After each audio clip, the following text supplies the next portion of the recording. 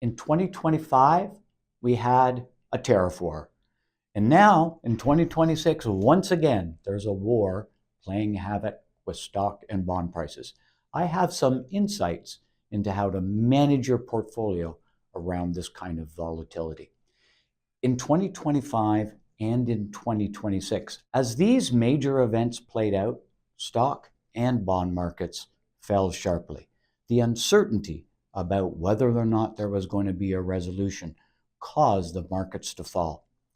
In both these cases, though, I recognized a pattern.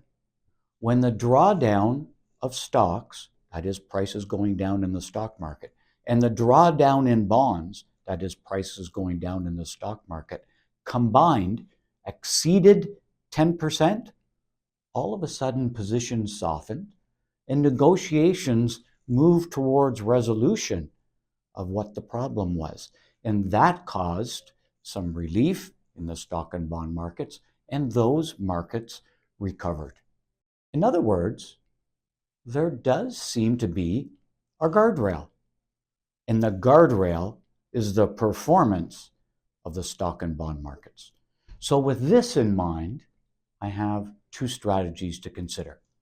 Number one, if your primary concern is that one of these days they aren't going to be able to bring it back from the brink, something's going to break seriously. If that's your concern, then the thing to do is reduce portfolio volatility. What does that look like? That means reducing stocks and increasing infrastructure, hedge funds, and daily liquid alternative investments. We have a list of recommendations in each of those categories, which we're happy to share if you connect with us.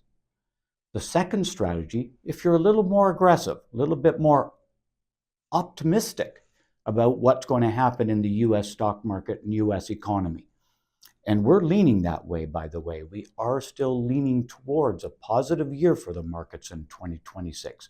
If that's your outlook, then one of the things you may consider is buying the dips. What does that look like?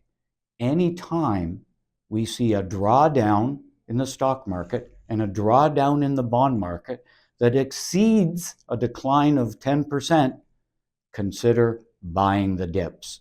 Now, not buying the dips blindly, but be ready to have a serious conversation about that with a trusted advisor. Buying the dips means buying at lower prices. And for long-term investors, buying at lower prices helps compound returns at a higher rate. We're happy to share. We have a process for doing this, and we're happy to share that with you if you want to give us a call.